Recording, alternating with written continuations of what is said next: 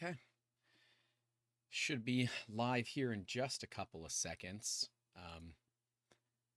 But welcome everybody to the Making Awesome podcast. This is season 2, episode 41.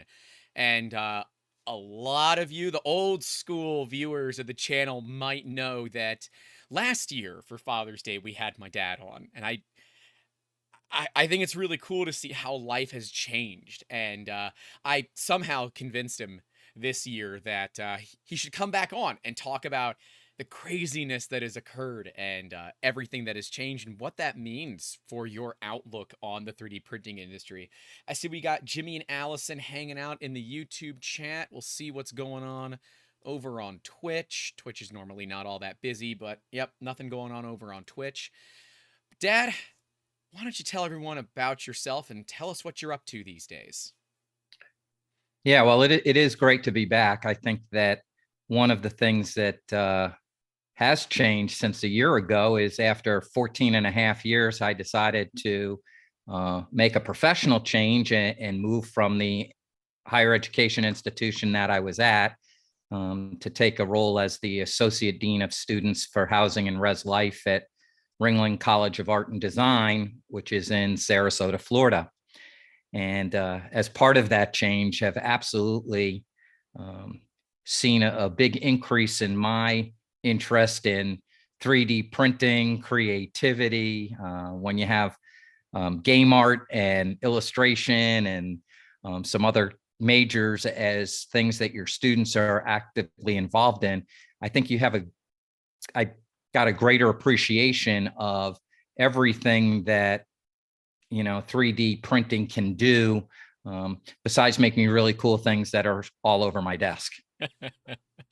Yeah, that is one of the few things you will not that you will not have a need for are desk trinkets. I certainly have lots of those laying around here that I, you know, provide to you for fun ways to show off 3D printing to the students that come through. But can you talk a little bit about Ringling? Because we actually I 2/3 of the people that have commented are actually not even from the United States. They may not know what Ringling College is. So can you talk about the college a little bit and what their focus is? Yeah, no, absolutely. And Ringling's been around since 1931. It's an accredited institution of higher education. Grants the Bachelor of Fine Arts degree. We have 13 different majors, from business of art and design through game art. And it is a absolutely spectacular campus, just on the sort of the corner of downtown Sarasota, about 8 minutes from the beach, and sort of the rest is history. I mean, it is a beautiful thing. I think one of the things that attracted me to the institution was absolutely the students. And I knew that going from a very traditional higher education setting of either liberal arts or even a STEM institution where academics would be on the forefront, I knew that the Ringling students were creative. I had an opportunity to meet them during my interview process, but what I didn't realize is how academically focused the students are and how difficult the academics are in this very creative and innovative environment. They are busy all the time working on projects, and it excites me because I think in conversations with you, Grant, we've had an opportunity to connect from the standpoint of, now I see some other values of this 3D printing business that I probably hadn't seen in the past, because I chuckle to myself as I'm walking across campus and seeing students walking with their 3D models, to their academic courses that they've modeled from one of our studios that are in their residence halls, and they're taking it to their academic environment, and it's made out of clay or other materials. I'm always thinking to myself, oh, Grant should come down here and scan that. That is something we need to plan for, a day or two in the fall, where I come out and just kind of offer 3D scanning to the students, because especially when you look at the VFX work, mocap, and all the hardcore levels of film and editing, having a raw scan of the person that's going to be doing all of the work makes it so much easier to learn about posing and adjustments if you don't have a multi-million-dollar motion capture facility. I assume Ringling does. I mean, Ringling is one of the top art schools in the country. You're being very modest about them. They're well known worldwide, and they bring students literally from around the world. In fact, we have an intern from Ringling, which you did not know about because I kept it from you. I didn't No, want you I to did. just, I didn't. You told me yeah, about it just a few I minutes just ago. told you about it. And she is from China. She actually is on a student visa, and to see that, she came specifically for the art, um it is pretty awesome. Oh, apparently my audio is a bit low, but yours is fine, so I have to turn yours down and bring my mic closer, apparently. Thanks, Chris. um but yeah, Ringling, I've been there once or twice, never since you've worked there. But you started in January, so it hasn't been too long, and that aspect for you, it is a little bit different, and your lifestyle has changed too. You're no longer living the bachelor life on college. You're living at home again. Yeah, I moved back home. I said 44, and that's 40 years of living in college residence hall and eating in the dining hall. Although I eat in the dining hall probably twice a day during the week, still. But I do commute from home. So it's all, the nice thing is Ringling's only 14 miles from our house in Sarasota. But it is a very unique and interesting institution that has really done a lot of thought and a lot of innovation and planning around making space that complements the student learning process. Right. Again, from sort of that um, workspace within the actual living environments to the big film studios that they have.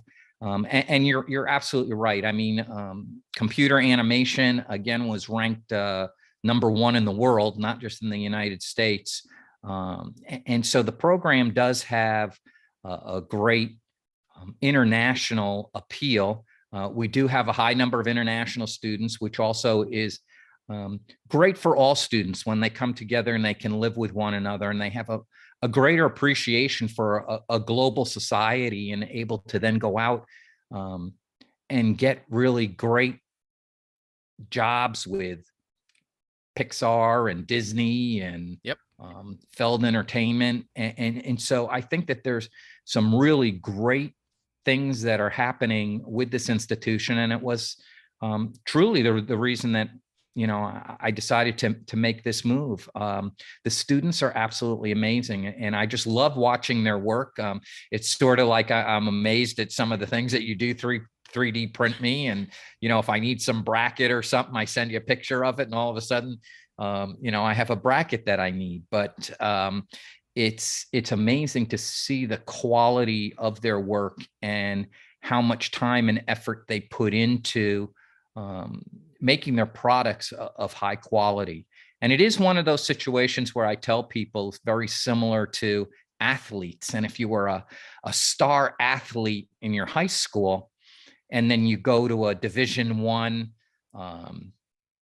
team, and now you're not the star anymore. You're Right. just one of many stars. And that's how it is at Ringling.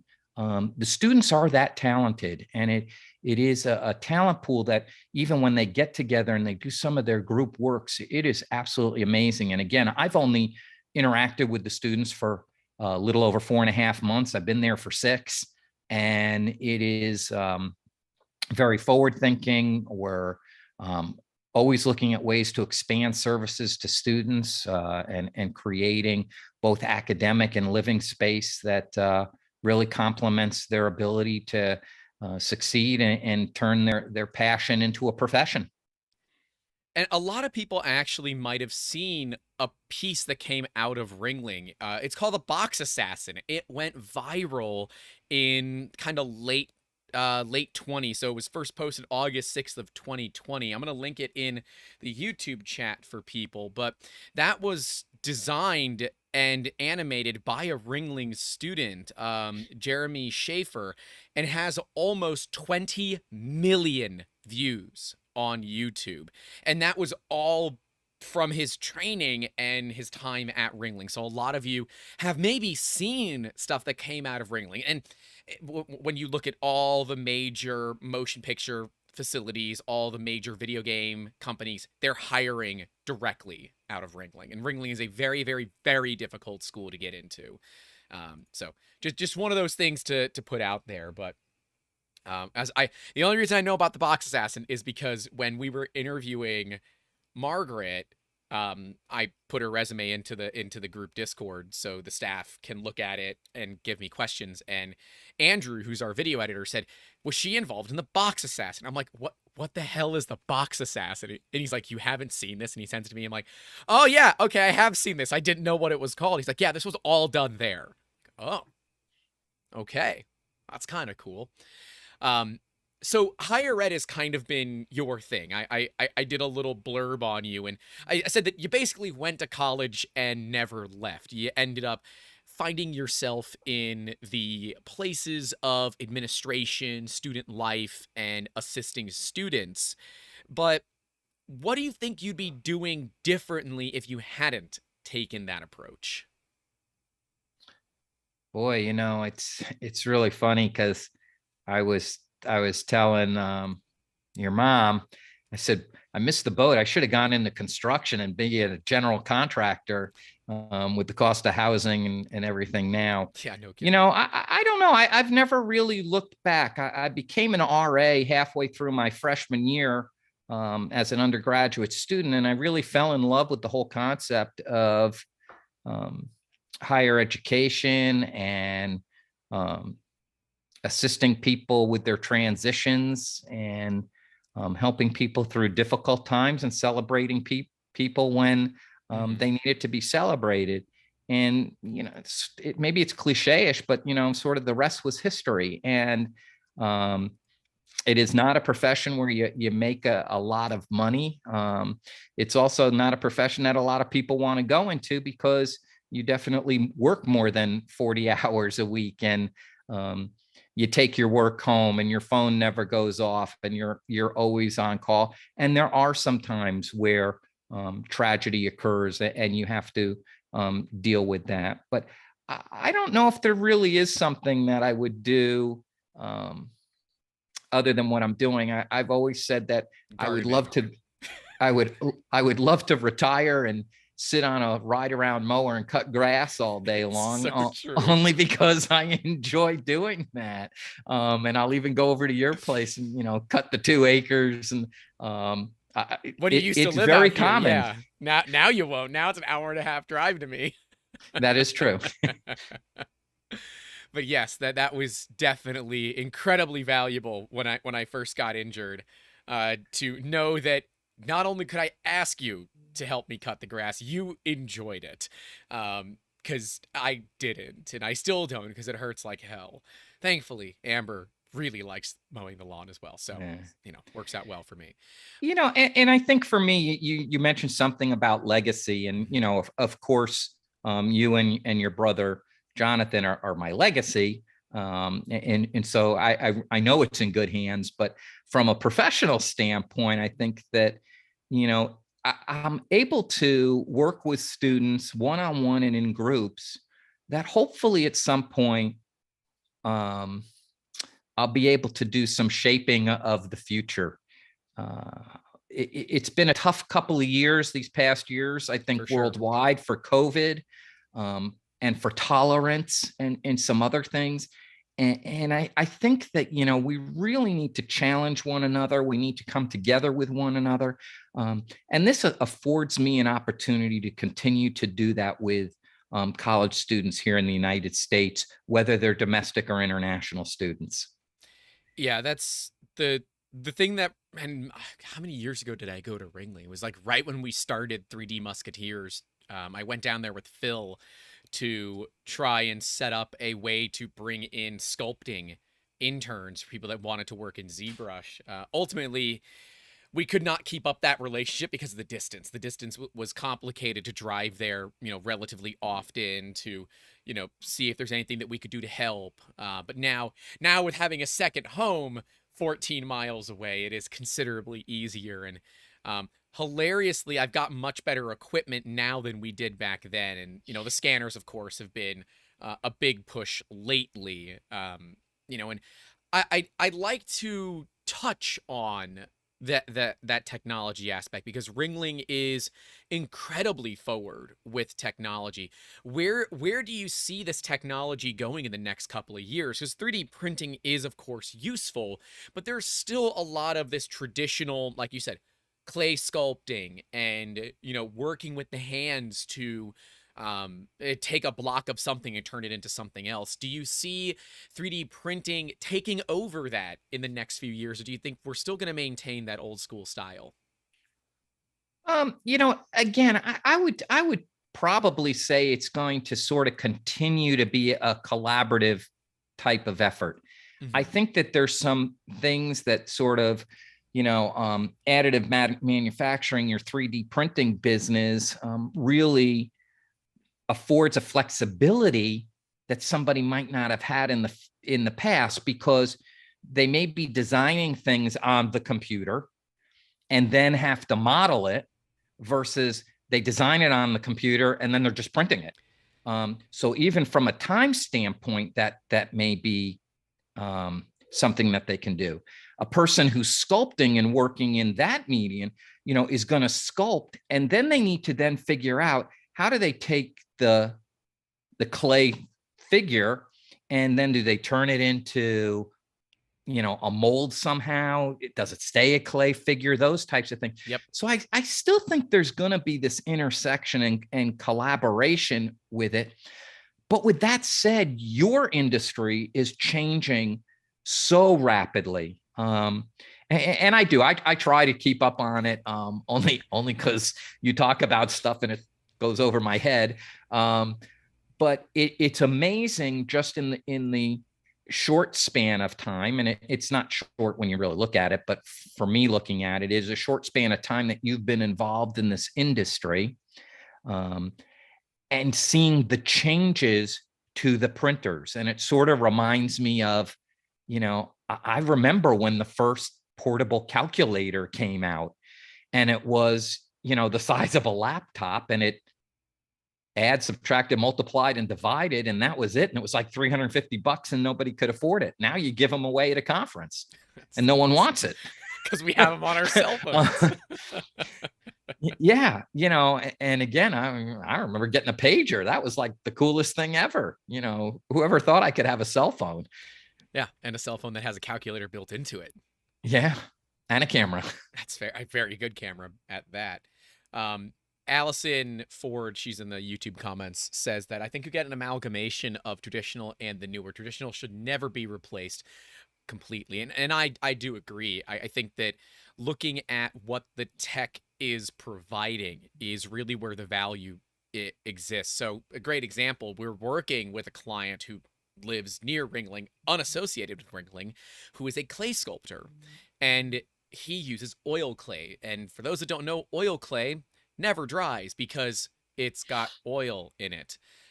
And he sculpts in it, but then there's nothing you can do. You can't pick it up. You can't manipulate it. If it's not on a base, it's stuck to wherever you put it, because if you try to pick it up, you're going to damage it.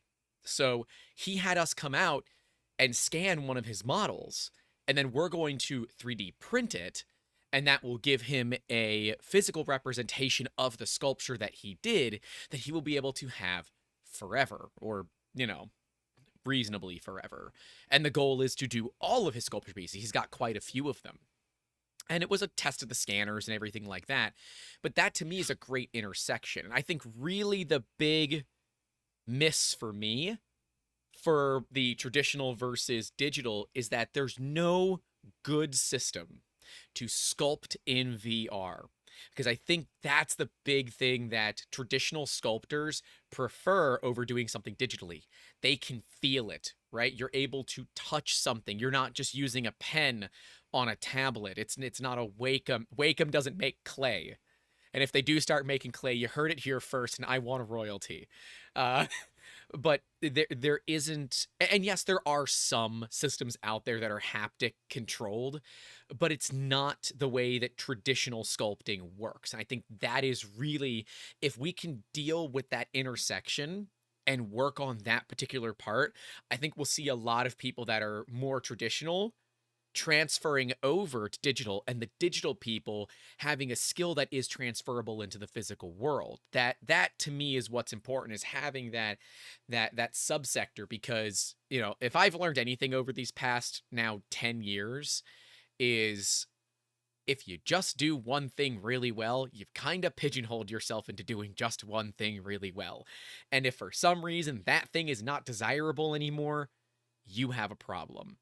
But the program at Ringling, and I will never forget when you first toured Ringling, you sent me a couple of photos and it was all of their glass blowing, and you're like, I'm gonna learn how to glass blow. And I was so excited, because that is a crazy art that requires incredible finesse.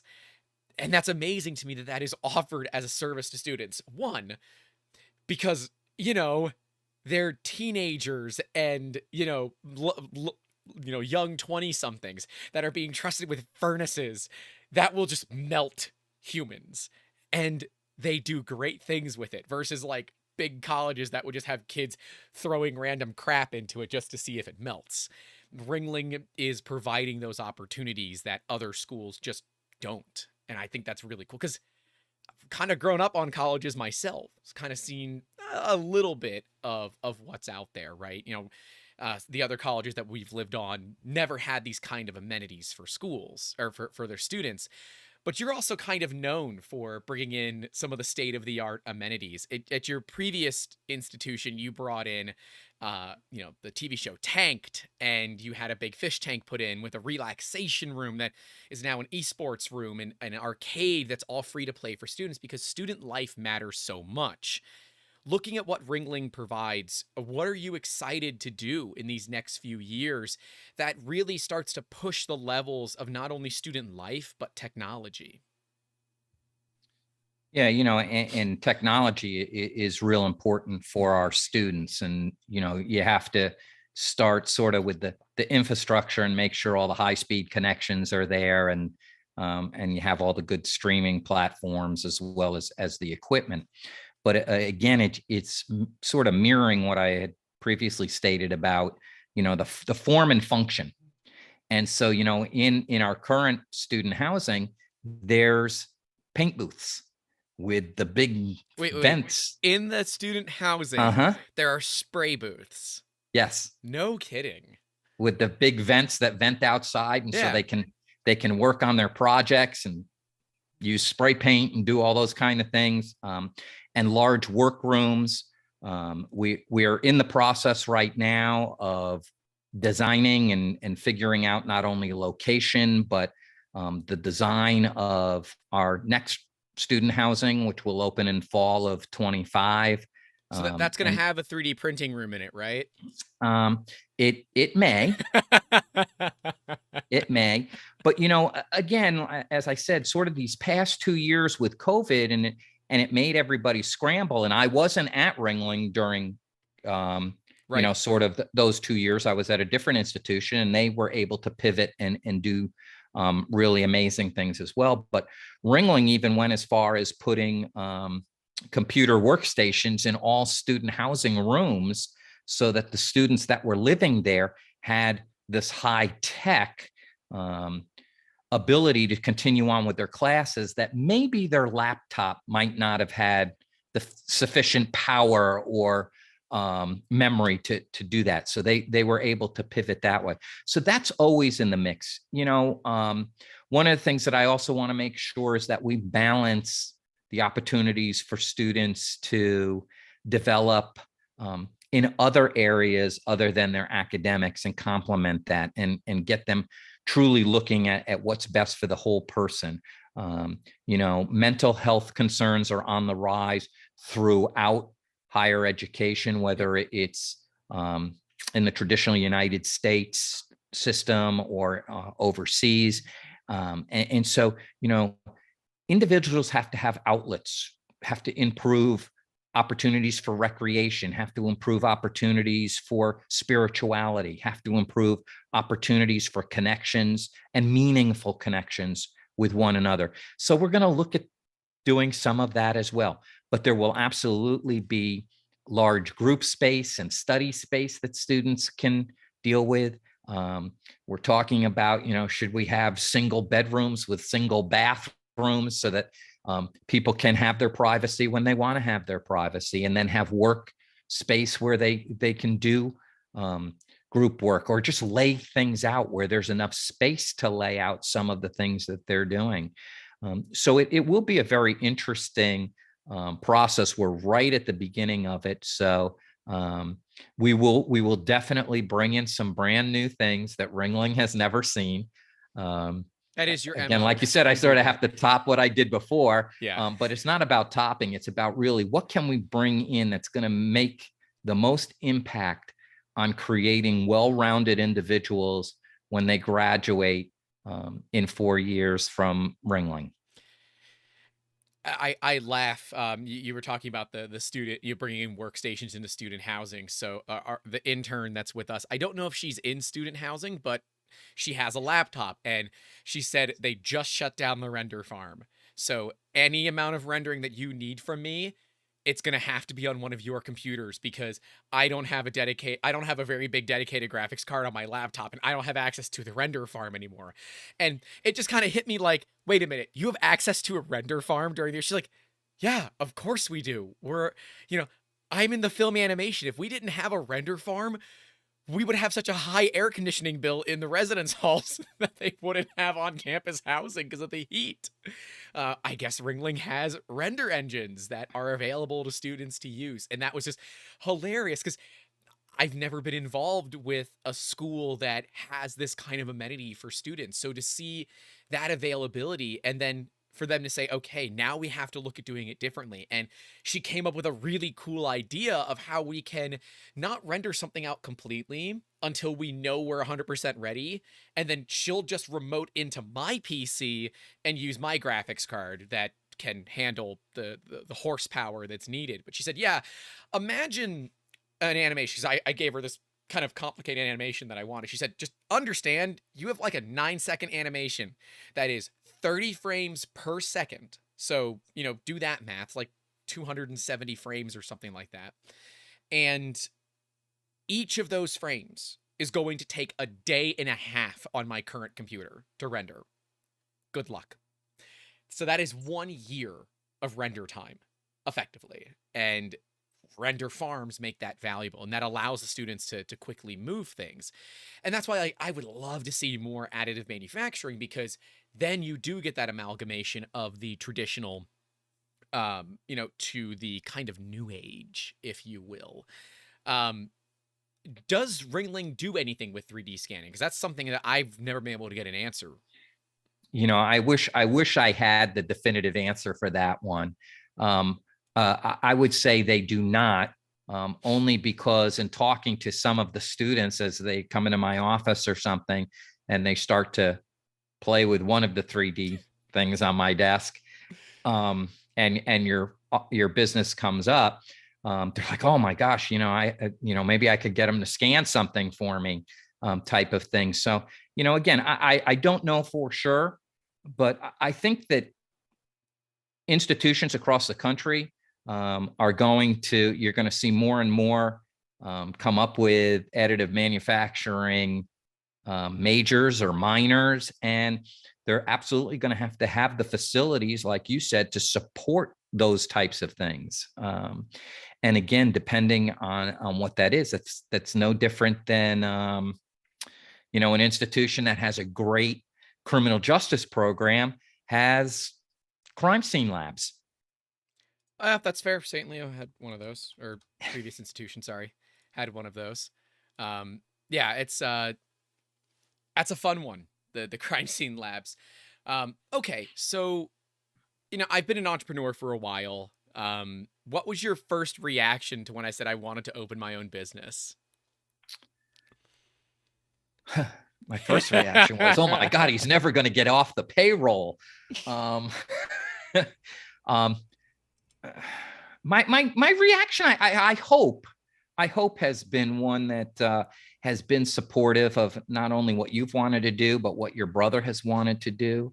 Um, I think that we've both your mom and I have tried to be supportive of both of you as you've um, progressed and matured into your um, callings, Careers, whatever it might be. Yeah. yeah, or careers, much more than jobs.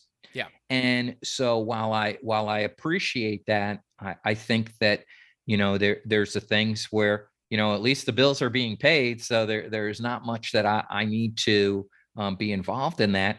But from a parental standpoint, and sometimes it's hard for me to take off sort of my professional hat and get back into the personal hat. But, from a personal standpoint, as long as my children are happy, I'm good. You're happy and healthy, I'm good. You've had some back I issues say I'm over the mostly past couple of years. healthy. And now you're finally able to do some things to get on the mend. Yeah. And so that makes me happy. Makes But me from happy a too. work perspective, I just want my children to, and you're not children. I want my sons to be, Yeah, I'm half your um, age. yeah, happy, I am. happy, and I want them to contribute to society in what they do, and to be role models for others. So, I try to be. what the business is less important to me than what the man that you and your brother have become is. So I would be proud and happy regardless of the career path, because you are both young men who have really added to the industries that you've gotten involved in, and take your positions and responsibilities seriously. Treat others with compassion and empathy and kindness. And so, from a parental standpoint, I couldn't be any happier. Of course, I would like to retire. So, if you were a multimillionaire, that would be a lot nicer. But we're working on it. We're working on it. I'll take it. I told your mother, with the economy right now, I don't even look at my retirement fund because it ain't going to happen in the next year. And that's when I'll be 65. So However, you are heavily enjoying this new role. So absolutely, absolutely.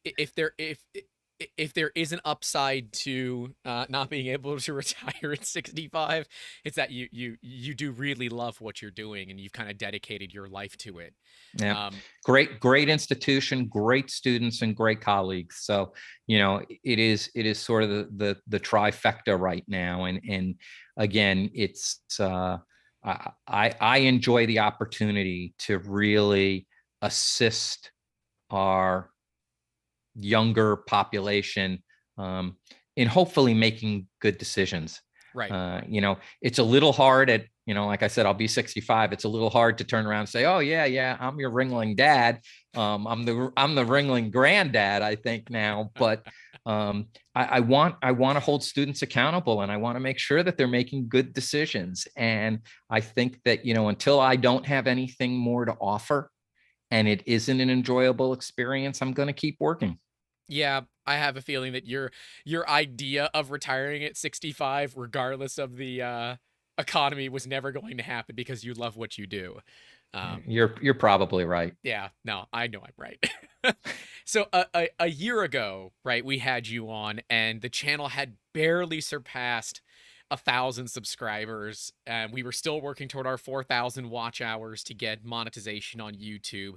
Here we are a year later, 5,200 subscribers. We're monthly, I think we're pulling in, now I'm gonna check.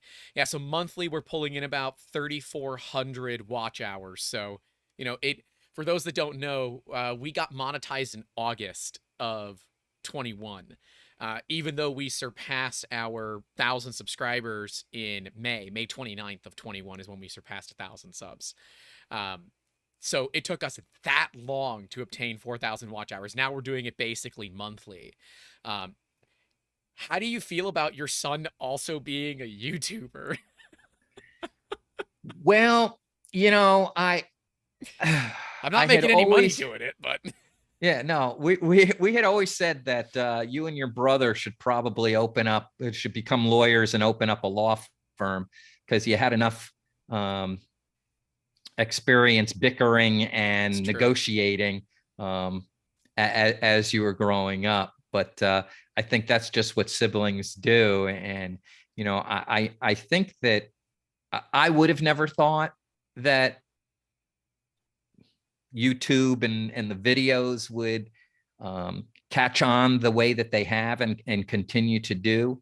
But again, I'm one of those people, I sort of got sucked into it too. So I look forward to the print on Tuesday. I look forward to, you know, the fails on Friday. And This is Tuesday's sometimes I print. don't I'll even ruin know it what for you. they are. I'll ruin it for you. This is Tuesday's print. A buddy of ours in the industry just had his birthday on Friday, so Wexter made him a mini dude. So Tuesday's print is Fernando DSK. That's his mini dude. So that's Tuesday's print. Um, and that, yes, that is a gimme print because, you know, I wanted a couple of slow days. I had a bunch of other things I needed to take care of. So this was the gimme piece, and I'm going to use that for a time lapse. And then I think Photosmint just dropped a really cool piece that we'll do for Thursday. Who I would love to like. I love that we were able to interview both Wexter and Photos, both, you know, really hardcore 3D modelers in ZBrush. So that way, when we do work with Ringling students, I can say, look, these are people that are both completely self-taught, and the work they do is absolutely insane, and you can do the same thing.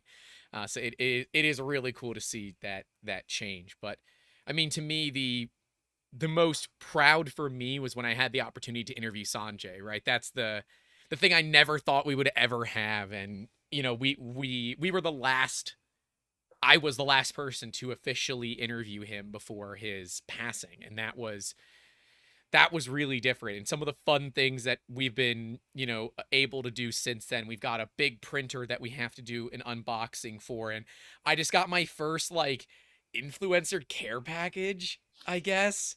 You guys will see it in an upcoming video, but suffice to say, a company saw me talking about them and they thought it was hilarious. And they decided to continue a joke that maybe only some of you that grew up on 80s content would enjoy, or early 90s, I guess is when that movie came out.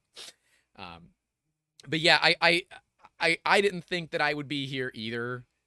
I just really enjoy it. And as you said, I have a face for radio, so it works out well. So looking at the, you know, you raised identical twin boys, right? That no one's gonna say that wasn't easy, right?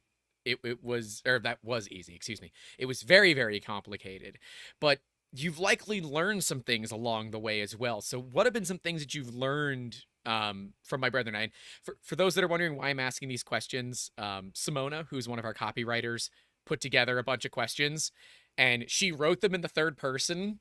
So so this question is, what have you learned from Grant and Jonathan? And if I ask that, that just sounds weird. So I have to reword it to sound a little bit more proper. So I'm asking these questions because our copywriter has asked me to ask them. I guess she's looking for funny answers. Yeah, what if I learned from the two of you? Probably I've learned to have a much greater appreciation for your mom, because she Patience. truly is amazing. Because not only did she put up with the two of you, but then she had me as well to put up with. So, you know, she is absolutely the saint, and It's true.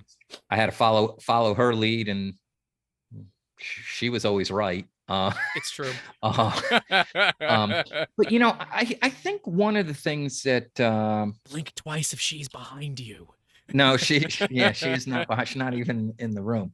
I think one of the biggest things that I learned is that regardless of being identical twins, you're absolutely individuals with different ideas, concepts, and thoughts. Doesn't mean that you won't finish each other's sentences, but it does mean that, individually, you have much, I don't want to say much different, but there's different likes and dislikes.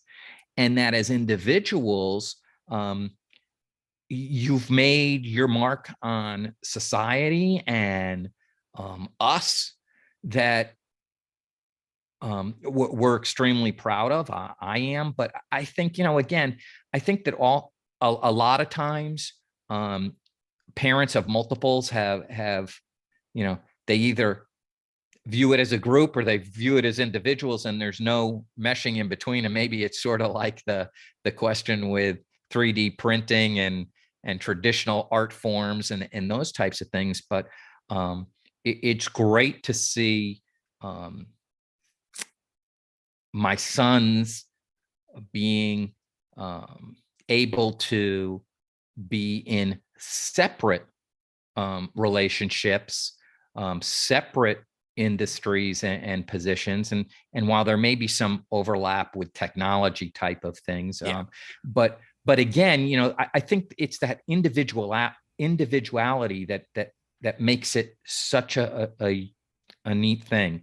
But again, I think that as people mature and age, and I to this day I learn every day. But again,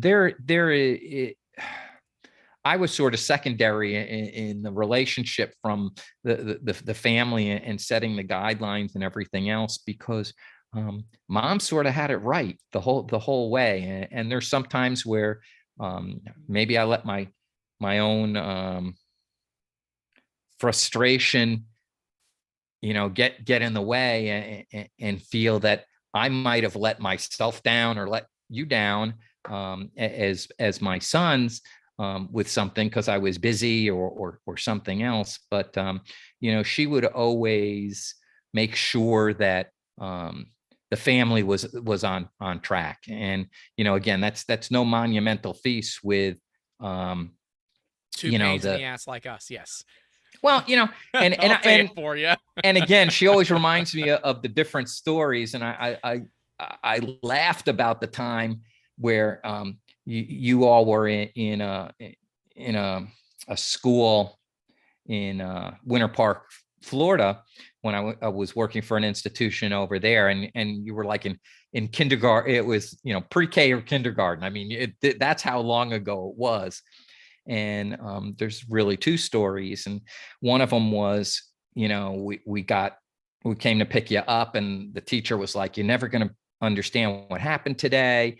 And I think that something had happened where your brother had like fallen or something, and he was crying. Sure, it wasn't me. That would check out more for me than him. And you woke up from a nap and told the teacher, "My brother's crying." And she's like, go back to your nap. And she goes, I walked out into the hall, and there was Jonathan, and I may have it backwards. I could be Jonathan. And there was the other son out in the hall because he had scraped his knee. And she goes, it was just weird. That checks out way more for me. Are you sure? Are you sure? But I said, I do remember the time where we got the call that we had to go in and see the principal of the school because, and in quotes, it was, your son is not using appropriate language for a first grader. And I was like, oh my gosh, I know growing up on a college campus, he probably, one of them heard something that they shouldn't have said and everything else. And it really was that, again, not knowing, I don't remember which one it was, but that your vocabulary was advanced, and they were like, oh, well, we think that maybe they should be in a different grade. And we were like, no, keep them where they are, because all their friends are college students. They need to be with kids their own age. Yeah, well, see, now I'm in my 30s, and I know how to communicate with people in my 30s good, so it works out fine. I just choose not to. See, that's the difference. I can communicate with people. I just choose not to. See, this whole past 2 years, I feel like students at Ringling, and Margaret told me the best. She's like, yeah, the animation kids are kind of jealous of the film kids because they have social lives and we don't. She's like, yeah, so the last 2 years were just kind of business as usual for us. It's just, oh yeah, you're stuck inside working. I was going to be doing that anyways. Same for me. I just, Yeah, I'll tell you, for me, that's the biggest. It was sort of the aha moment about a month into the new position at Ringling, was how busy our students are. And I employ probably 50 students, whether they're resident assistants or working in our office. And, they're always working on yep. their passion, and they're always working on an assignment. They're always drawing something or taking a picture of something and rendering it, or creating another slide. It's just amazing the amount of time and effort they put into their work. It's truly why the graduates go on and do great things, because from an academic perspective, they're really held to a high standard. And it's interesting, actually tomorrow I'm working because we're checking 250 high You're working school on students. Father's Day. I would like to point out the fact Yeah. that today is Saturday, June 18th, 2022. Tomorrow is actually Father's Day. We were going to do it tomorrow, but you're working. Yeah, I'm working. We're checking in about 250 high school students that come in for a month-long high intensity immersion into Ringling. And upon their successful completion of it, if they then enroll in Ringling down the line, once they graduate high school, they will receive a 3-credit course because of this 1-month program. So if you can imagine a 16-week course done in a month, they're busy. They literally are busy from 7:30 in the morning till 10 o'clock at night. And it's really interesting because you had mentioned that there were a couple of people on who were international on the broadcast now. And it's interesting the number of international students that are coming in for this month-long program. Mm-hmm. I know that because today there's a person coming in from the UK because of flights. But tomorrow there's a student from India. There's one from China. Yeah, I mean, so there's international students that are coming in. There's a lot of students from all over the United States. Literally, there's not a high concentration of students just from Florida that come in for this high intensity program. But it is 7 days a week. There's a lot of open studio that's required that they have to go to. Mm-hmm. And then they have a final project at the end of this 4 weeks. So it's an exciting time. It's the first time in 2 years it's going to be back in person because of COVID, but it's the first time I'm getting to experience. So yeah, I am working on Father's Day tomorrow. Allison is asking, what age range would these would these prospective students be that are coming in? Yeah, they'll be anywhere from 16 to 18. Okay. Yeah, that's right on, basically. Okay. And so, those that haven't read the description, please do, or the show notes, please do go read it. There's a bit of my dad's background in there. But, you are a Michigan State Spartan through and through, but you recently completed your Ph.D. at the University of South Florida. I say recently, it was 6 years ago, in higher ed. Why did you go back to school so late in the game, basically? I remember you coming to me and saying, I don't know, man. I've got more experience than I got more experience in this field than the professor does on Earth. And I'm still learning something I don't understand. I remember this. And then I remember telling you all about the places to get the textbooks and where to find the cliff notes for things so you don't have to read the 2,000-page book, so you can figure out what you need Which to I know. still did, because that's the way that I learned. Yeah. I don't like the online piece, but that was what your dissertation was about, kind of. That's just a learning perspective. Well, a lot of people do it for career advancement and those types of things. And there was a tiny bit of support for that and rationale for that reason, only because I wanted to be able to teach within a higher ed program or a program for master's students or for doctoral students for the field. But it really had nothing to do with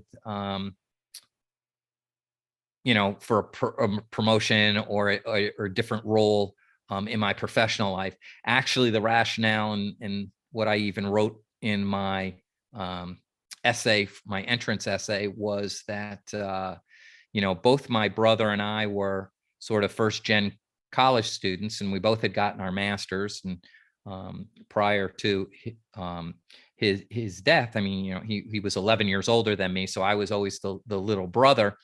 But so before my mom passed away, I wanted to make sure he had to call me doctor in front of him. And he promised that he would do it. So that was my motivation for really why I wanted to get that. But there's also another story about that. And that was when I was dating your mom.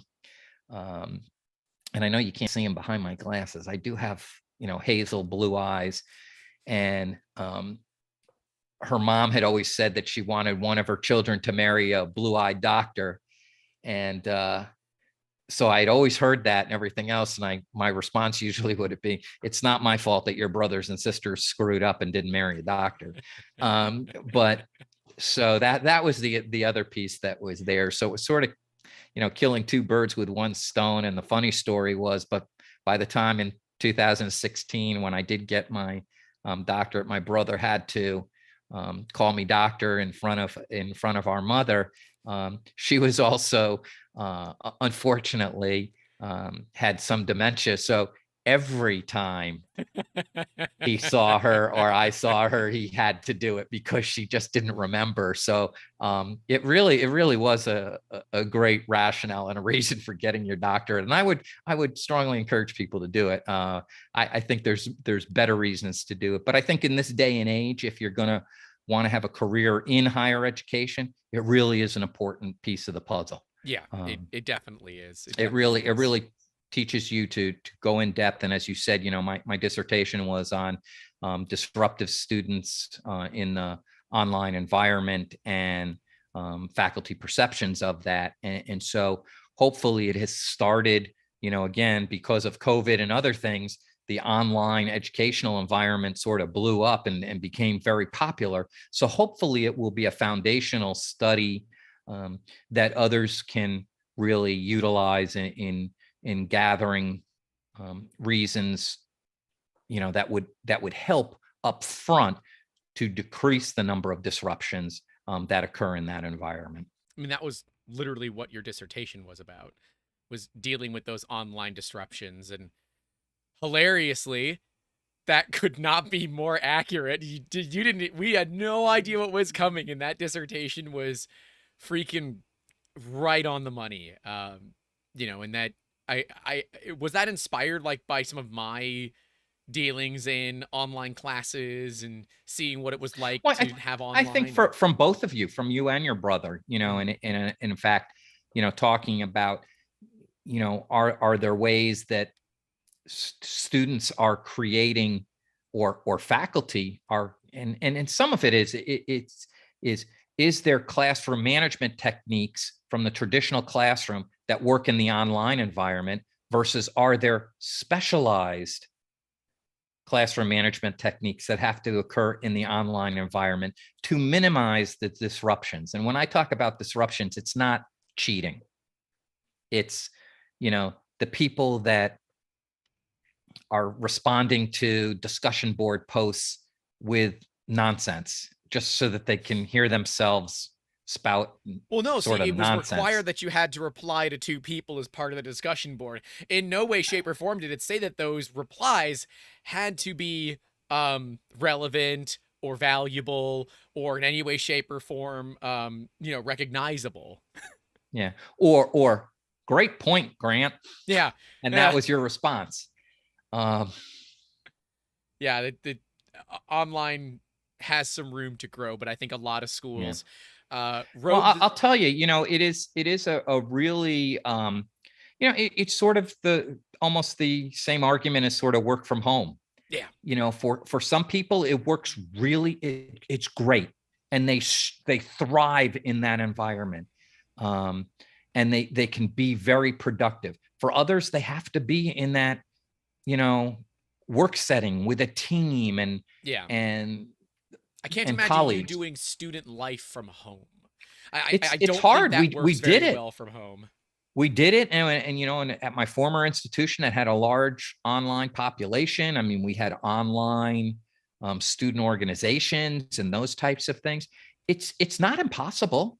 It's sort of like online dating. Who would have ever thought it would have, you know, blossomed into the way it has versus, you go out and you meet somebody face to face. But that involves going into public. Ugh. And you and your brother know one of the things I always ask, one of the first things I always ask you is when you start to talk about your friends, I go, is this somebody you've met or is this just one of those online people? Literally, I spend my entire Friday evening hanging out with a bunch of people that I've never met. And I do this every week. And literally a group of them just got together and met in Prague in the Czech Republic to go tour the Prusa facility, to go, see the sights in Prague. People from the United States, from the Netherlands, Croatia, Greece. I forget where Inux is from, but it's all over the place, right? And they all came together to meet, and they had a bunch of fun. And actually, they sent me a bit of a care package. The T-shirt is unfortunately in the other room, but I got some stickers. The T-shirt has the stickers on it. These were made for that event. And those of us that wanted to go but weren't able to go, some of us got a care package. It was pretty cool to get it. It felt like one of the group, right? Yeah. And again, it has for somebody, again, my age who grew up and there weren't computers, there wasn't social media, there wasn't those types of things. Now at my age, it's allowed me to reconnect with people that I did go to college with. Yeah. And so, there are real benefits about it as well. But again, there's some social media things that cause me a lot of headaches and a lot of student conduct issues and those types of things. So I think at some point you have to take the good with the bad, but it is an interesting thing. But I believe in lifelong education, and that could be going back to get a different degree, or it could be you learn by doing. And so there's from building 3D printers and maybe at some point if the Prusa people are watching, and I can become an influencer, because I really want to put together a printer that gives me gummy bears. I don't know which is more. It is the best $800 bag of gummy bears. The printer or the gummy bears. It is equally important. It says it in the manual that the biggest problem. I can go get the manual and read it verbatim, but the biggest problem with the assembly of Prusa printers is inadequate or overzealous consumption of bears. It is on the first freaking page of the manual. They actually just did a price increase because of all the supply chain problems. And literally Joseph Prusa was on Twitter effectively apologizing about it, saying, we did all that we could to keep the prices the same, but we just have to. We can't sustain the business. They have like 800 employees. It is insane how big that company has gotten. But, still buying their printers, don't care about the price. I buy them because they work. A couple of weeks ago we had, I think I told you, maybe I didn't even tell you, me probably found out about it from the video, that we did over 90 hours of printing for somebody in less than 8 hours, because we just did printing on every single Prusa that we had here. But if Ringling does end up wanting to put in a print farm or a print lab or something like that, I'm sure I can get you connected with somebody at Prusa. I know we have them on campus, and I've been into our woodworking maker space and our printing space. I need to and come see this place and do a tour of it. The glass blowing studio just really it intrigues me, and I'm mesmerized by it. Does it blow your mind? Does the glass? Yes, it blows my mind. And so it is an interesting institution that I'm delighted to be there. And, I've been fortunate in my career, Grant. And I think that, it sort of goes back to the question of you being an entrepreneur. um, if you love what you do, you really don't ever think of it sort of as just work. Yeah. And Yeah. it's part of what I've do. I've been very fortunate in my career to work at 7 different institutions and feel good about where I was at learning. And sometimes that's not always positive. You learn just as much from failure as you do I think you learn from more from failure success. personally, but But I think at this time in my career, it's molded me into a seasoned professional that is respected in the field, but more importantly, has a great deal to offer those. My goal has always been with my staff and my direct reports and to make them better student affairs professional than I've ever been. And I want them to go out and do bigger and better things than I've ever been able to do. And some of that is just that, again, I love where I'm at. I don't have a desire to be a vice president. I just don't want to do that. Some of that is I just don't want to be in the political realm of the that's fair. higher education institution versus the ability to interact with students and to sit in the dining hall and be with them.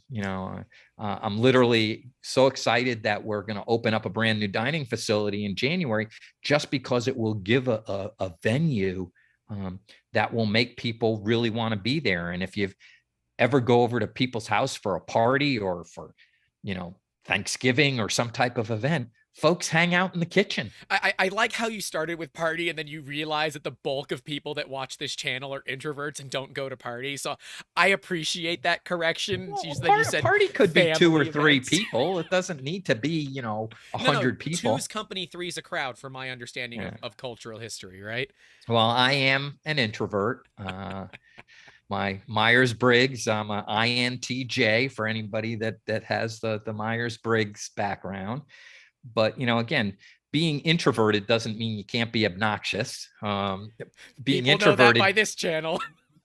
being introverted doesn't mean you can't hang out with people. It just means it drains you. And by the end of the day, you're glad to be home and, in your room by yourself or with your significant other that, or your dog, your favorite you can generate. Being out and walking the dog is better than when I used to go and ride on my motorcycle, because it gives me an opportunity to be by myself in thought or no thought. But yeah, no, the dog for both your mother and I, has been great. It is our teenager. Yep. We do laugh. We Certainly said we got our own children out of our house and we still have a teenager. But he at least listens to you. Sometimes. Yeah. I think the dog is the real winner here, because of course you are now living with your wife again. You guys were apart because of the jobs, and the joke was always, you're gonna put on 30 pounds or she's gonna put you 6 feet under, and clearly you're still here. So I'm guessing, and it's about 20 pounds. Yeah. Mom's a good cook. And I think the dog is really one, because he used to just hang out in your apartment alone when you weren't there, and now she's of course working from home, so he's got someone to hang out with all day. So I think really, if anything, the dog is the winner here. Oh yeah, no, he's enamored by his queen, and so right. does not leave her side, and she does a 5-mile walk with him at least 3 times a week, if not more. But it's he does bring us joy, but at times it also is one of those things where it's like, oh man, we could go overnight on vacation. It's like, what do you do with the dog? That's why I like the cat. I could just, if the cat has food and water, the litter box is clean, the cat does not care that we're gone. Quite frankly, she's enamored by the fact that we're gone. She gets some time to herself where people aren't going to bother her. Yeah. I laugh because in the announcement from Ringling, there is there's like 3 words about John and I. It says, he's very excited to join the Ringling College family. He and his wife Catherine reside in town and have twin adult sons who grew up living on campuses. Dr. Posner is also a dog lover, so you may often hear him talking about his wonderful dogo, Argentino, and American bulldog named Drago. There is at least 5x more about the dog in that statement than about the kids, which absolutely says something about how awesome the dog is or how boring we Well, again, I didn't write it. are. I know, that's the best part. But I will be truthful, and if you go onto my phone, there are pictures of you and your brother and of your significant others on there. But there's more of the dog. But there are many more. There are many more of the dog. I mean, there are very few pictures of Amber on my phone because it's cat photos. Basically, it's all like Margaret is working on some new animations for the channel that involve the cat. She's like, "Can you send me some reference images for the cat?" I said, "How many would you like?" She said, "I don't know. Give me a few." So I took about 5 minutes and gave her 100 photos because those are easy to find. She's like, this is enough. We're good. This is enough. Yeah, I did. Mitsu level saying he's going to say that Greenfield, which is the stunt double, has been in a lot of videos and Discord chats lately. Yes, Victoria, being a cat, has decided that she much prefers her cat tree for the first time in quite a couple of years and doesn't want to hang out here. So I'm going to have to start bribing her, probably by, covering the bed in catnip, but we'll get her back in here. Don't worry. But yes, the pets are fun. I just always laugh that Mom calls Drago her favorite son, and it's fair. He's pretty great. Much faster runner than me. My back is bad. His is in great shape still. But okay. So yeah, although we did have to take him inside today because the alligator was up on the bank of the pond and had a big bird in its mouth, so we didn't want him to he's full. You're good. Yeah, well, not gonna take that risk. I understand. No. But I like the story of Drago because Drago is very much similar to how students happen as well, right? The students kind of adopt you or you adopted Drago, and you really do become dad, right? You've attended multiple weddings for students before, and one where you were in the wedding party, right? Yeah, I had a speaking part in the wedding. Yeah, and like this is the type of impact that you leave with people. And so there was a question on here of what do you want your legacy to be? I feel like you've been living that legacy for years. It's just not something that is, you're not going to be the next Elon Musk of higher education, but you don't necessarily want to be. You're having this impact on the lives of others in a way that means that they will never forget who you are. And I think that's what most of us want. Yeah, sure.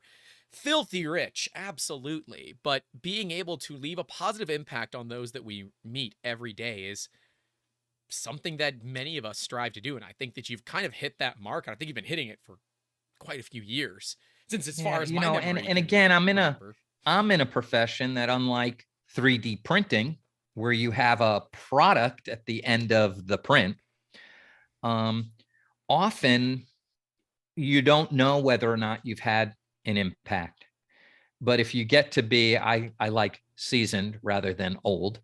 If you get to be seasoned in my profession, you have people who come back after years, and it may be a year after graduating or leaving the institution, or 5 or 10 or 15 or 20, that, come back and say, you remember when this? And 9 times out of 10, it's like, no, I don't remember that. Well, you told me this. I go, I did. And this is what happened. And yeah, that's the legacy. When you talk about a wedding, it's very funny. Because I got a whole slew of pictures this morning from Mike and Heidi, because their son got married this morning, and I was unable to go to, the wedding's today. They were taking the pictures this morning because I was unable to go to the wedding because it was in New York, and I had to work tomorrow. Yep. But even when there's people that I work with, a lot of times what we do, no differently than when you were students at the university. I gave you off to one of my trusted colleagues, Anna, and was like, look, when you have problems, you go to Anna. Don't come to me. I'm dad. I can't do, that stuff. It's a conflict of interest. Yeah. We do that all the time. And there's former students that, I'm very much in touch with. And again, some of it's just through social media, but other times I'll get a text, I'll get a phone call on Father's Day or something. So, it really is, that's the legacy. And then from a professional standpoint, it's those staff members who have gone on to become vice presidents or directors or deans of universities who hopefully at some point I've had a little bit of experience shaping the professional that they've become. Right. Yeah. Well, you've done that because people have come back to you and or you've connected with them somehow through programs and all that. I remember was it something there was something you were telling me about how this individual was always associated with you throughout these training programs. I think it was an MMI thing. Where there was an individual that you just kept seeing and they ended up being someone, incredibly influential in your life. Yeah. And it was actually, it's where one of your staff's going to Ohio State. And I was this individual's mentor at a New Professionals Institute that was a week-long program. And then years later, just by coincidence, I was assigned to be their mentor for the Mid-Managers Institute. And they're now the vice president of student affairs at the Ohio State University, which in the Big Ten is the second greatest Big Ten institution, because we all know that Michigan State, go Green, is the best institution. I did put in your bio that you probably bleed green and white. Yes, I did put that in there only because Chris Catlett, who's probably listening, is not a massive fan of Michigan State. He does live in Michigan and much prefers the blue and corn, but that's okay. We only mildly hold it against him. So you've obviously been learning a lot about the 3D printing industry, whether because you find the articles and you send them to me and we talk about them, or because you hear me talk about it on the channel from time to time. What is the most interesting thing that you found in the industry since, and what would you like to see happen in the industry in the future? Yeah, again, what I sort of equated 3D printing to was sort of, the trinkets for my desk, the figurines, and they were cool. Don't get me wrong. I love some of them because I laugh every time I look at them.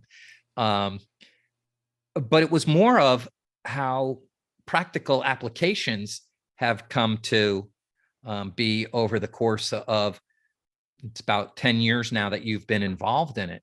And watching some of the things, the ability to make face shields for the local hospitals, at a drop of a hat, and stop all the production of all your other 3D printing things to do, I think it was like 1,500 face shields. I think I even posted that all over social media. I was so proud. I did such a bad job. So it's things like that. And I think it's coming to a point where, and watching, and I said, it's sort of like, when you buy you do a lot of research on a vehicle and then you buy the car and then everybody sort of seems to have the same car that you bought and you never saw it before. And it's just because you have this heightened awareness for it. Yep. So I never really paid too much attention to 3D printing because for me in higher education, didn't really see a practical application for it. Right. But yet have seen tons of practical application, and now even see more working with art and design students who could take some of their projects and really, create some things as well as, and I'm drawing a blank. It's Amber gets involved in it. It's the Comic-Con stuff, the dress. Oh yeah. Cosplay. And the folks that are so into cosplay and do those types of things. And I just told a former student, and he was a student at my previous institution that knew you as well, Grant, that he really needs to get in touch with you, because he and his friends, and he has a whole group who do cosplay, really should get scanned so that they could have some of these figurines for when they go to the hospitals and do some things with children and other things. They could give them away. They could, and hilariously, we got reached out to by a fairly large, content creator who is going to be coming down here in early July. I'll tell you off stream who it is. I don't want to be too public about it, but I told him, I said, hey, I want to scan you because you do a lot of cosplay, and I want to give you a high-res scan of your face so that when you go to 3D print helmets and armor and that kind of thing, everything will fit perfectly because you will have a high-res scan of your body versus something that like comes off of an iPhone or something. And to me, 3D scanning is the big move in the next few years, and we saw this with the Creality CR Scan Lizard, that of course is still shrouded in controversy with the lawsuit with Artec, right? And I own Artec scanners, and it's not that Artec pays me. God, I wish they would. I've been trying to work with them, but they're busy. Well, and again, it's that's the big move. You had come down to the house and you talked about the sculptor. Yep. That you had yeah, and then you scanned my table, and I was like amazed at not only the clarity but the detail, and then the things that can then come out of it. And again, like I said, the practical applications that are coming out of this additive manufacturing is amazing. And I get, again, thank you, Google. I must have, because I'm subscribed to your sites and some other things and do search. I get all these updates on, my Google Now of 3D printing stuff. And I'm like, hey, Grant, my goal is always when I send it, had you seen it before, right? You've gotten a lot better. You've been pushing ones to me. Then I'm like, oh, I haven't seen this. And I go read the article. I'm like, okay, this is actually really, really cool. Here's my thoughts on it. So again, part of it is, again, being a lifelong learner. I've learned much more than really I would choose to learn about the business, even though you're in the business. Right. But part of it is because it's in front of me and I can read it and I can think about it. And, I look and I talk about, from making parts for antique cars that don't exist anymore to making parts for new cars. I had just read a thing, and I want to say it was Ford, but it could have been somebody else, that had just done like 60,000 pieces because it was the only way they could get the cars off the assembly line because of supply chain issues, to make these 3D printed parts that ultimately they'll do not a recall, but a technical service bulletin to get them replaced. But in the meantime, it was functional. It was GM with the Chevy Tahoe. There you go. Hilariously, that is on my list of potential topics for Wednesday's video. That yes, GM made 60,000 pieces for the Chevy Tahoe for the 2022 Tahoe to not delay it from being released. They decided that it would make more sense to 3D print the part than deal with the supply chain problems. And that's going to be a big push for us. Like, I'm working on new web pages that talk about easing supply chain, because that is a massive value in the 3D printing industry, right? We saw that, right? The PPE push, I think, was when a lot of large companies were like, wait, this isn't just people that make weird trinkets. Yes, we actually do make a lot of weird trinkets, but we do a lot of crazy good value in industry like this, where we're able to deal with supply chain. A great example, a client of ours, I don't think, he drives a beautiful 1996 Acura NSX and drives it out to my house, which is down a dirt road, and drives it like he stole it. Guy's great. His name is Buddy, local realtor, but he's got a dishwasher with a foot pedal. The part does not exist, and he loves the dishwasher. It cleans his dishes perfectly, and it works. And except the part broke, and now the dishwasher doesn't work. So he brought me the part. It took me a few iterations to get it because there was some internal geometry that we couldn't have figured out till I ripped the piece apart. But we were able to do that. And he said, dude, it worked. He sent me a text, said, dude, it worked the first time. It's perfect. Thank you so much. I'm going to leave a review. Still waiting on that review, but thank you. Google Well, reviews you help know, small businesses. I had a bracket that broke on one of my Yeah. exterior landscape lights. And I was like, can't you 3D print me this? And you were like, yeah. And so I gave you the measurements. I got the bracket would have cost me almost as much as buying a whole new light. And Had I that's the just bought the problem. bracket, it doesn't make sense. Companies just don't care about e-waste anymore. And the 3D printing industry, while yes, we do contribute to plastic waste, right? Let's not beat around that bush. There's a lot of plastic waste in the industry. But if we're able to keep you from throwing away an entire set of lights to buy a new one, which, by the way, would require new wiring, I'm certain, right? Because they're never going to be the same thing. That would just be easy. We save things from landfills. We save things from, just being just tossed aside, right? That's where the value of 3D printing is. We were talking about, I've got a business mentor who I was talking with him about it, and he said, the jigs and fixture industry, you should be playing a lot. And I said, yes, we should. But I have a massive education gap here locally, and that's why we're working on an education platform. There's a lot that we're doing to try to solve these issues. And kind of seeing you learn about the industry has showed me where we need to do better in communicating how we do it and what we do. And I know you love the time lapses because it helped you understand how everything works. It helped you understand the interior. So I'm glad that we're doing something right, Well, again, it was even when you were doing the full color prints too, and not understanding that technology till I could watch it. That's a dark art. Seriously, it still is a dark art.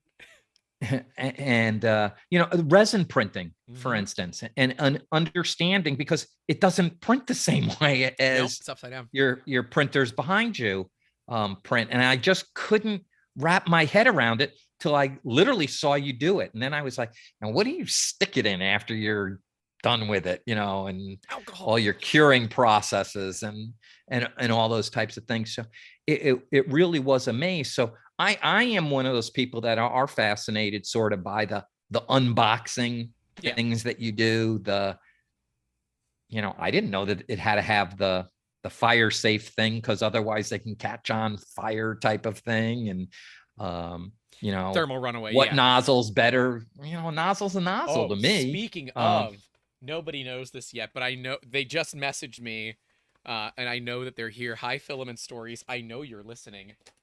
They sent me a little care package with, and people that are watching that are in the industry will know what these are, but these are Bondtech CHT nozzles. And these nozzles allow for crazy high flow. So Filament Stories reached out and said, I really liked your video on there they are. They're in the comments. They liked our video on the diamond nozzles, and they wanted to see my thoughts on the CHT. This one, I don't know if it's going to get in focus. Yeah, the nozzle diameter is 1.8 millimeters, which, if you're following, is larger than the 1.75 millimeter filament. So there's some cool things that happen inside of this that will allow it to print crazy high flow rates. So that will be an upcoming video. So we've got a 0.4, is that a 6? Yeah, 0.4, a 0.6, and a 1.8. So yeah, this is going to be a lot of fun coming up. The other thing, Grant, I would say is, from an outsider looking in, and an outsider that, at least I think understands the process and some of the players type of thing. It really is a unique industry from the standpoint of how much is shared with each other, and there's very, very little, this is secret, you keep it to yourself kind of thing. It's very much share it with the world. Yeah. So I'm still waiting for somebody to share a 3D armadillo print. Yeah. If those of you, and not the pangolin. Yeah. I want it like that. I want it like that, but I need it to be an armadillo. So Filament Stories, I'm going to use you because I know you have access to some of the designers that can do this. We would love a Flexi Armadillo, because that is the mascot for Ringling, and there's no easy way for me to scan an armadillo unless it is no longer in this world. And when armadillos are dead and you find them, they've normally been ran over by a car. They're not. You don't want to scan that. So I can't go scan an armadillo. They don't sit still. So we got to get, whether it's MacGyver or somebody to do a flexible armadillo. That would be so much fun. But yes, it would be fun. But yeah. Yeah. But it you know, again, it's a unique group of entrepreneurs and scientists and designers in your marketplace that do a lot of sharing, and I think that that's important because, and I think that's perhaps why the industry has adapted and changed so quickly, because Yes. there is this constant testing, retesting, what happens if I put a blowtorch to it, type of thing. And then people go back and try to make the better product. Exactly. And that it could be a model for the future for a lot of other industries to be doing some of the same thing. But it is one of those things where I think that the infancy of additive manufacturing, especially from individuals around the globe, it's in its infancy still. Yeah. And as the technology gets better, as the build areas get bigger, and there's more flexibility, I think that there'll be more opportunity for people like me to do things and understand, that it isn't just all about trinkets and fidget spinners and fun little giveaway type of things. Mm-hmm. It really is something that can be beneficial, and it's not that it can be, it is beneficial for the globe, for the world. Going to try to figure out how to remelt and make new plastic, so there is less waste. I mean, that does exist. It's just it very exists. slow. It really sucks. No one likes doing it, but yes, it does exist. Yeah, I remember we had a chipper or something like Yep, that. I still have a wood chipper to break up old prints. We have a Philistruder, but when you're making a kilogram in 48 hours, and I can literally overnight stuff to my house from Amazon for little to no extra expense, and I don't have to hear the Philistruder going "Rear, rear, rear," for 2 days straight. Yeah, much. But I can tell that. you, again, I'm in higher education. I'm in the college and university industry, and almost every single one of them has a 3D printer on campus. Well, and of course, Florida Poly, we know that they had, the largest MakerBot print facility, and I kind of close to a couple of people over there, and they are now switching over to Prusas. They are completely going over to Prusa because the reliability is, pretty much perfect for what they need. But again, the rise of maker spaces and fab labs and those types of things, Yep. where the consumer can go in and get their hands dirty and do some things. I think it's all part of this growth that will continue to happen in this industry. Yep. Yeah, we see, there's Brayley Blades is in here saying that they used to use 3D printing for blacksmithing. We got Geek Toy Box saying that probably 98% of what they print is functional or practical, and very rarely do they do it for something that looks cool. And yeah, my John's in here too saying shout out to Amrock Fab Lab in Tampa. Their re-grand opening is today. They moved to a larger location, so that's why we're actually doing this a little bit early. So later on in this afternoon, I can head down there, and they don't know it yet, but I'm bringing the scanners. And if they want to set up an area to scan people totally for free, I'm happy to do it, because they are doing amazing things to communities. And places like Amrock and other fab labs and maker spaces out there enable communities, especially those in underserved areas, to get access to this technology. So people that, maybe they just were dealt a bad hand and they're not in a great neighborhood, they can still get access to this amazing technology. And, a lot of us know of the Sanjay Mortimer Foundation that is actively working on bringing 3D printing not only to areas that are underserved, but also to makers and creators that are neurodiverse because, well, Sanjay was, and so are a lot of us, right?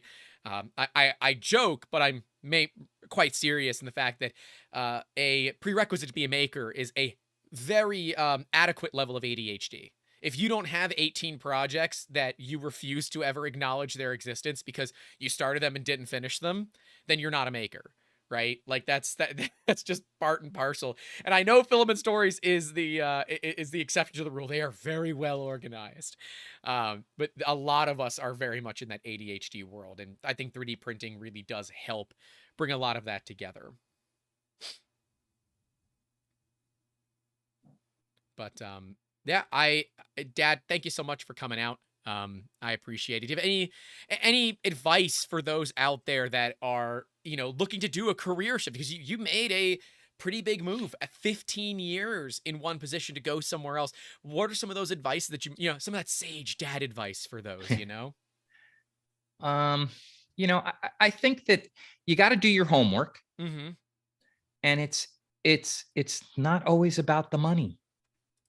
And No. I think that, your industry, again, it is an industry, Right. and there are bills to pay and do all those types of things. Um, but it's not about who's got the nicest Ferrari on the block. It is about, where can you have the largest impact, and where can you do the best. I always tell people it's not a matter of who's right. It's a matter of doing what's right. Yep. Yep. And I think that that's probably a good place to leave it. If people would just be thinking in everything that they do, professionally, personally, spiritually, recreation, be the best you can be and do what's right. I think that's perfect.